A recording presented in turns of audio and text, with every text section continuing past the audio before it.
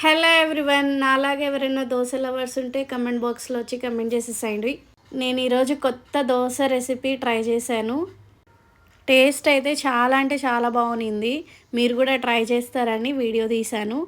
South Indian బ్రేక్ఫాస్ట్లో the best breakfast అంటే దోశ అనే చెప్తారు మోస్ట్లీ అందరూ. యాక్చువల్గా ఈరోజు నేను దోశ పల్లి చట్నీ చేద్దామని అనుకున్నా. ఈ లోపల మా తమ్ముడు ఒక రీల్ పంపించాడు, టొమాటో దోశ ఇది ఒకసారి చెయ్యక్క అని చెప్పాడు. సరేలే అని చెప్పి ట్రై చేశాను. పల్లి చట్నీ ముందే చేసి పెట్టేసేసుకున్నాను.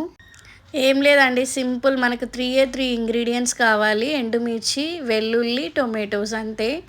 ఈ మూడింటిని మిక్సీ జార్లో వేసేసుకొని బాగా థిక్ పేస్ట్ లాగా చేసేసుకోవాలి.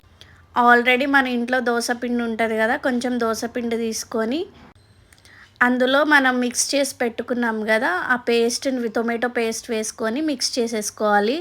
మనం తీసుకున్న టొమాటోస్ ఇంకా మిర్చి కలర్ని బట్టి మనకు బ్యాటర్ కలర్ కూడా చేంజ్ అవుతుంది. నేను కొంచెం లైట్ కలర్ ఉన్నాయి కదా మిర్చి, అందువలన నాకు లైట్ కలర్లో వచ్చింది. డార్క్గా ఉంటే మనకు పిండి కూడా డార్క్ కలర్లో కనిపిస్తుంది, థిక్ రెడ్లో. అందులోనే సాల్ట్ అంతా వేసేసుకొని బ్యాటర్ మిక్స్ చేసి పెట్టేసుకున్నాను. ఇంకేముంది, దోశలు వేసుకొని తినడమే.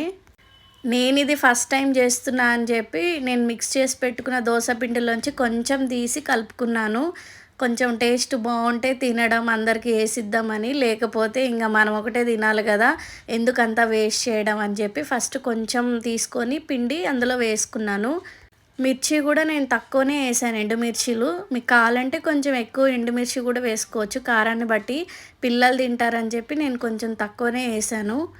చాలామంది దోశని ఒక సైడే కాల్చి తింటారు కదా, నేను అట్లా ఏం చెయ్యనండి, రెండు పక్కల కాల్చి తింటాం మేము. టేస్ట్ అయితే అదిరిపోయింది. మామూలుగా దోశ అంటేనే మనం మంచిగా ఎంజాయ్ చేస్తాం, అందులోనే ఎక్స్ట్రా ఫ్లేవర్ యాడ్ చేస్తే ఇంకా ఆగుతామా చెప్పండి. నేనైతే 2 టొమాటో దోశలు వేసుకున్నాను. ఇంకా నార్మల్ దోశ పిండిలో కొంచెం కారపొడి వేసుకొని ఇంకొక దోశ అయితే వేసుకున్నాను. 3 దోశలు వేసుకొని గుమ్మేశాను. మీకేమైనా ఇవి కాకుండా ఇంకా వెరైటీ దోశలు ఏమైనా తెలిస్తే కామెంట్ బాక్స్లో కమెంట్ చేయండి, అది కూడా ట్రై చేస్తాను నెక్స్ట్ టైం. వీడియో నచ్చితే లైక్ అండ్ సబ్స్క్రైబ్ చేసుకొని సపోర్ట్ చేయండి.